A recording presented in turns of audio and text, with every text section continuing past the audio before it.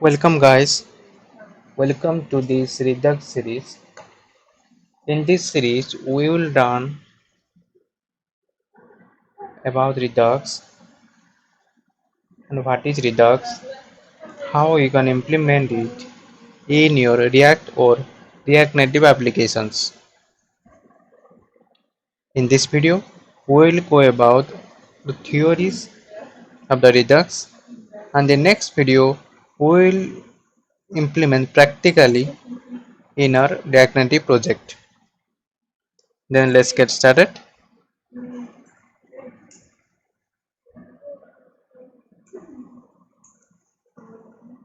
What is Redux? In Redux, you can manage all your state at one place and can share it with any component of your application. Means you don't need to pass your states as props from one component to another component, or you did not have to worry about how the state will be changed. The all will be done in one place, and you can share your application states to any component and can change that state. Okay, then how it works?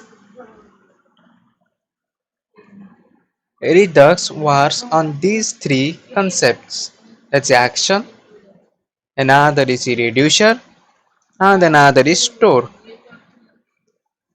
Okay, now what is action? The action are payloads of information that send data from application to store. Means it is a set of informations, that is what type of action you want to perform and what is the data or what is the information you want to send from your application to your store, the application to your state. Okay, okay, forget about everything. Action is just a object with these two type of thing. One is a type that describes what type of action you want to perform, and another is information that you want to send. Okay, we'll go to next. It's reducer. What is reducer? It is acts like a middleman between your action and your store. Now you send an action from your application and it receives by the reducer here. It receives by a reducer. Then according to the type of action, we will change the initial state of your application. For example, initially we have each visible equal to true. Now we have sent this action from application which is type change visible. Now when it is received by the reducer, then from the type of action that is change visible, it execute this statement, and this statement converts each visible false to each visible true. If no thing is matched to the type, then we will simply return the initial state of the application.